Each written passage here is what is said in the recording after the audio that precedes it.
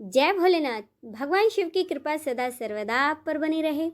आज के इस वीडियो में आप सुनेंगे सोमवार व्रत कथा और सोमवार व्रत की विधि।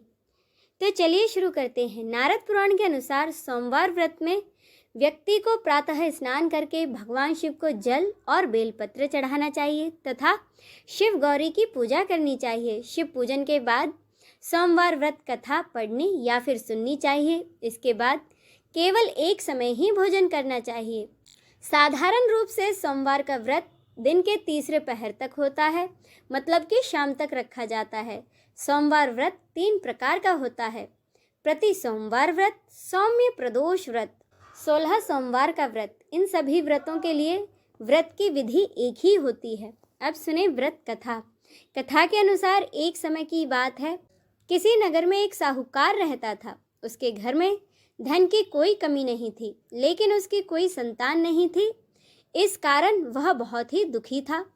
पुत्र प्राप्ति के लिए वह हर सोमवार व्रत रखता और पूरी श्रद्धा के साथ शिव मंदिर में जाकर भगवान शिव की और माता पार्वती की पूजा किया करता था। उसकी भक्ति को देखकर एक दिन माँ पार्वती प्रसन्न हो गई और भगवान शिव से उस साहूकार की मनोकामना पूरी करने का आग्रह किया। माता पार्वती की इच्छा सुनकर भगवान शिव ने कहा कि हे पार्वती, इस संसार में हर प्राणी को उसके कर्मों का फल मिलता है और जिसके भाग्य में जो हो उसे भोगना ही पड़ता है।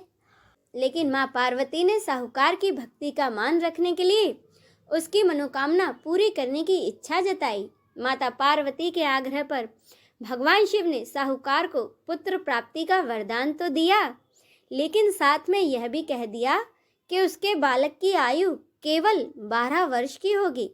माता पार्वती और भगवान शिव की बातचीत को साहूकार सुन रहा था, इसीलिए उसे ना तो इस बात की खुशी थी और ना ही दुख। वह पहले की ही तरह भगवान शिव की पूजा करता रहा। कुछ समय के बाद साहूकार के घर में एक पुत्र का जन्म हुआ। जब वह बालक 11 वर्ष का हुआ तो उसे काशी पढ़ने के लिए भेज दिया गया।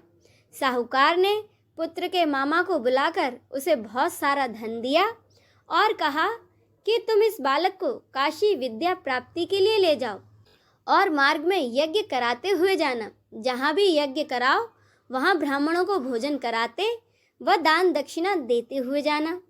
दोनों मामा भांजे इसी तरह यज्ञ कराते और ब्राह्मणों को दान दक्षिणा देते हुए काशी की ओर चल पड़े। रात में एक नगर पड़ा जहाँ नगर के राजा की कन्या का विवाह था, लेकिन जिस राजकुमार से उसका विवाह होने वाला था वह एक आंख से काना था। राजकुमार के पिता ने अपने पुत्र के काना होने की बात को छुपाने के लिए एक चाल सोची। साहूकार के पुत्र को देखकर उसके मन में एक विचार आया। उसने सोचा, क्यों ना इस लड़के को दुल्हा बनाकर राजकुमारी से इसका विवाह करा दूं और विवाह के बाद इसको बहुत सारा धन देकर विदा कर दूंगा और राजकुमारी को अपने नगर ले जाऊंगा। इसके बाद उसने लड़के को दूल्हे के वस्त्र पहनाकर राजकुमारी से विवाह करा दिया। लेकिन साहूकार का पुत्र ईमानदार था, उसे यह बात न्याय संगत नहीं लगी। उसने अवसर पाकर राजकुमारी की चुन्नी के पल्ले पर लिखा कि तुम्हारा विवाह तो मेरे साथ हुआ है, लेकिन जिस राजकुमार के साथ तुम्हें भेजा जाएगा वह एक आंख से काना है। मैं तो काशी पढ़ने जा रहा हूँ।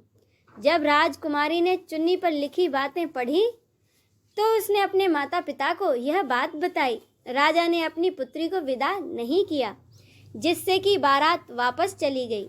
दूसरी ओर साहूकार का लड़का और उसका मामा काशी पहुँचे। वहाँ जाकर उन्होंने यज्ञ किया। जिस दिन लड़के की आयु 12 साल की हुई उसी दिन यज्ञ रखा गया। लड़के ने अपने मामा से कहा कि मेरी तबीयत कुछ ठीक नहीं है। मामा ने कहा, ठीक है, तुम अंदर जाकर सो जाओ। शिवजी के वरदान के अनुसार उस बालक के प्राण कुछ समय बाद ही निकल गए। मृत भांजे को देखकर उसके मामा ने विलाप शुरू किया। संयोगवश उसी समय भगवान शिव और माता पार्वती उधर से जा रहे थे। माता पार्वती ने भगवान से कहा कि स्वामी, मुझे इसके रोने के स्वर सहन नहीं हो रहे हैं, आप इस व्यक्ति के कष्ट को अवश्य दूर करें। जब भगवान शिव बालक के पास गए तो वह बोले, यह तो उसी साहूकार का बेटा है जिसे मैंने 12 साल की आयु का वरदान दिया था। अब इसकी आयु पूरी हो चुकी है। लेकिन मातृ भाव से विभोर माता पार्वती ने कहा कि हे महादेव, आप इस बालक को और आयु देने की कृपा करें, अन्यथा इसके वियोग में इसके माता पिता भी तड़प तड़प कर ही मर जाएंगे। माता पार्वती के आग्रह पर भगवान शिव ने उस लड़के को जीवित होने का वरदान दिया। शिव जी की कृपा से लड़का उसी क्षण जीवित हो गया। शिक्षा समाप्त करके लड़का अपने मामा के साथ अपने नगर की ओर चल दिया। दोनों चलते हुए उसी नगर में जा पहुँचे जहाँ उसका विवाह हुआ था। उस नगर में भी उन्होंने यज्ञ का आयोजन किया। वहाँ उस लड़के के ससुर ने उसे पहचान लिया और उन्हें अपने महल में ले जाकर उनकी खूब खातिरदारी की और अपनी बेटी को बहुत सारा धन देकर विदा कर दिया। इधर साहूकार और उसकी पत्नी भूखे प्यासे रहकर बेटे की प्रतीक्षा कर रहे थे और उन्होंने यह प्रण रखा था कि यदि उन्हें अपने पुत्र के मृत्यु का समाचार मिला तो वह भी अपने प्राण त्याग देंगे। परंतु अपने बेटे के जीवित होने का समाचार पाकर वे बेहद प्रसन्न हुए। उसी रात भगवान शिव ने व्यापारी के सपने में आकर कहा, हे श्रेष्ठी, मैंने तेरे सोमवार के व्रत करने और व्रत कथा सुनने से प्रसन्न होकर तेरे पुत्र को लंबी आयु का वरदान दिया है। इसी प्रकार जो कोई सोमवार का व्रत करता है या कथा पढ़ता और सुनता है, उसके सभी दुख दूर होते हैं और सभी मनोकामनाएं पूरी होती हैं। बोलिए भगवान शंकर की जय।